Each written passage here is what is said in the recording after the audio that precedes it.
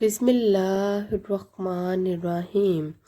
حضرت حارث بن حضرج بیان کرتے ہیں کہ میرے والد نے کہا کہ رسول اللہ صلی اللہ علیہ وآلہ وسلم نے فرمایا، میں نے ملک الموت کو ایک انصاری کے سرہانے بیٹھے ہوئے دیکھا تو کہا، اے ملک الموت، میرے صحابی کے ساتھ نرمی کرنا، یہ مومن ہے۔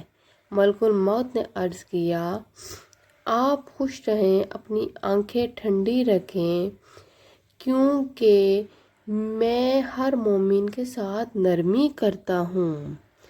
اللہ کے رسول صلی اللہ علیہ وآلہ وسلم، آپ یقین رکھیں، جب میں ابن آدم کی روح قبض کرتا ہوں اور اس کے گھر والوں میں سے کوئی چیخو پکار کرتا ہے اور روتا ہے تو اس کی روح کو لے کر کھڑا ہو جاتا ہوں اور سوچتا ہوں کہ یہ کیوں چیخو پکار کر رہے ہیں، کیوں رو رہے ہیں۔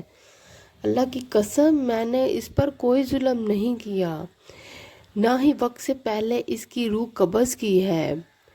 اگر یہ اللہ کی تقدیر پر صبر کرے تو اللہ ان کو اور اجر دے گا، اور اگر یہ چیخو پکار اور واویلا کریں گے تو گناہ گار ہوں گے۔